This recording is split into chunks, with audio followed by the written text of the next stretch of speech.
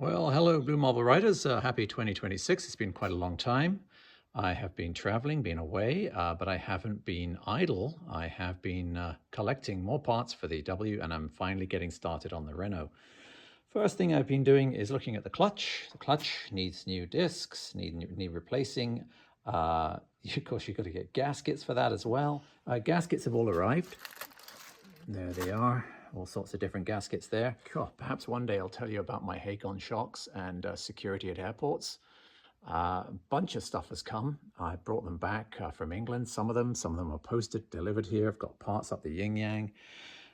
Presently, what am I doing? What I'm doing right now is taking the covers off. And you can see there's a cover off this side, and you can see both covers are off the other side. That's the generator cover is off there, and also the sprocket chain final drive cover is off. And I've been polishing them up. Originally, the W650s came with, and I think the 800s probably still have the same treatment. They cover the casings with this plastic protective film, which seems like a good idea, and it has lasted really well. Unfortunately, this is a 2001 bike, and it's now 2026, 25 years later, and corrosion starting to take place. Not bad. Very well done, Kawasaki, but unfortunately you can't polish these with this coating on them. So what you have to do is get this coating off. To do that, you have to use paint stripper. Here's the news. They're very proud of it here. Where does it say this? New generation paint stripper for paint and varnish. Safe on concrete. Strongest stripper without methylene chloride. Unfortunately, methylene chloride is the good stuff, and you cannot get any paint stripper without it now. So, not in North America anyway.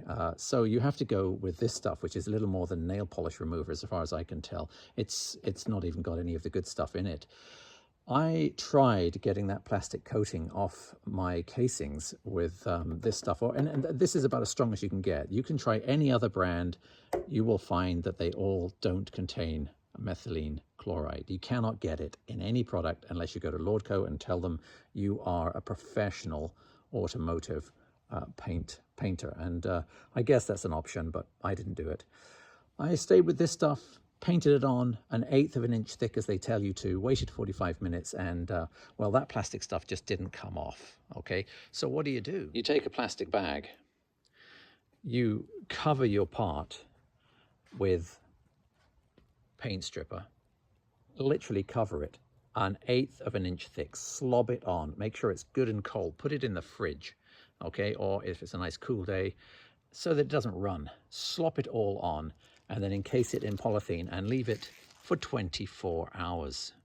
You know, go do something else. When you finish doing something else, this is a Liquor Cascadia loyalty card, hint, hint. When you finish doing that, take your handy dandy credit card and start scraping it off, and it will come off in like goop. It comes off pretty well.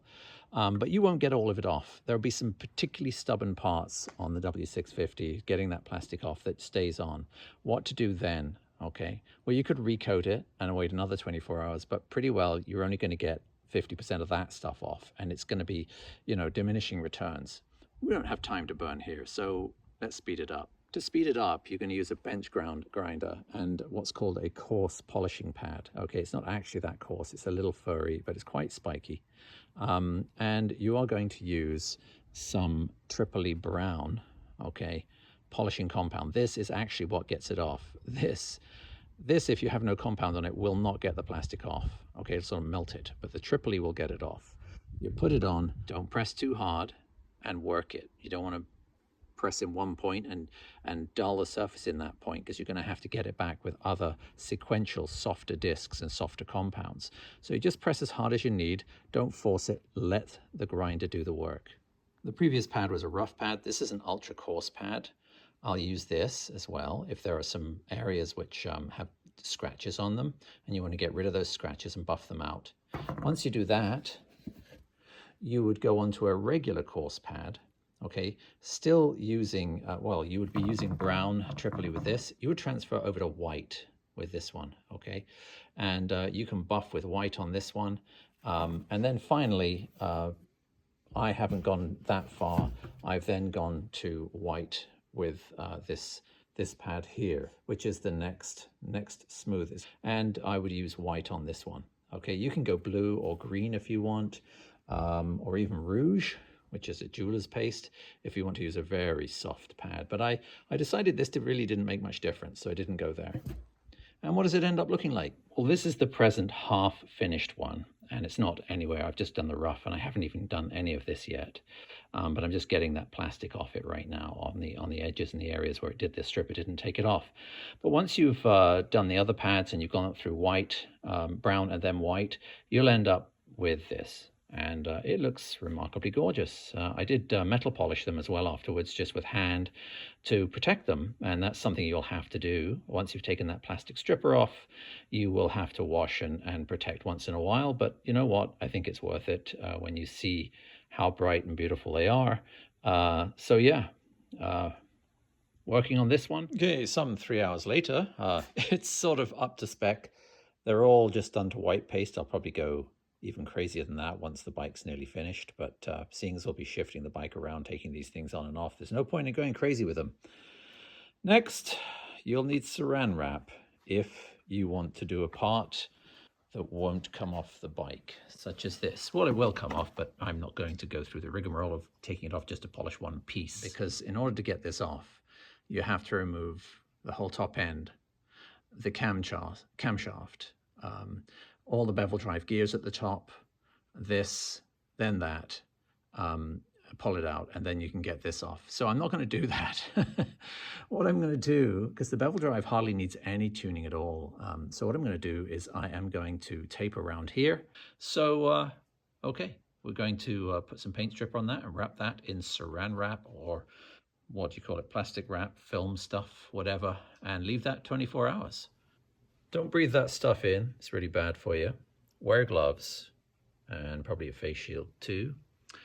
And there it is, it's all wrapped up in saran wrap. I gobbed it on there. You can see some stripped onto the exhaust pipe. I'll be getting that off in a second. Not that it should do anything to chrome, because it certainly doesn't do anything to aluminium, and it barely does anything to paint. So it'll kill you, but it won't take the paint off, okay? Just apparently it's safer. Some way, shape, or form. It's got toxic written all over it, danger, flammable, etc.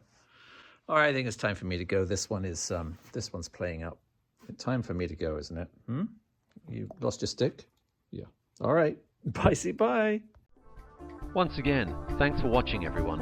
If this is the first time you've watched, please consider subscribing. I do product reviews, motorcycle reviews, off-road and on-road vlogs, as well as tours. Don't forget to follow me on social media, that's Instagram, Facebook and Twitter, and to like, and especially, I'm begging you here folks, subscribe. This is the BlueMarbleRider, out. What do you say, girl? You're eating wood again, aren't you? Forget it. I'm not throwing it to you. No, I'm busy on my bike. You know that. What do you say?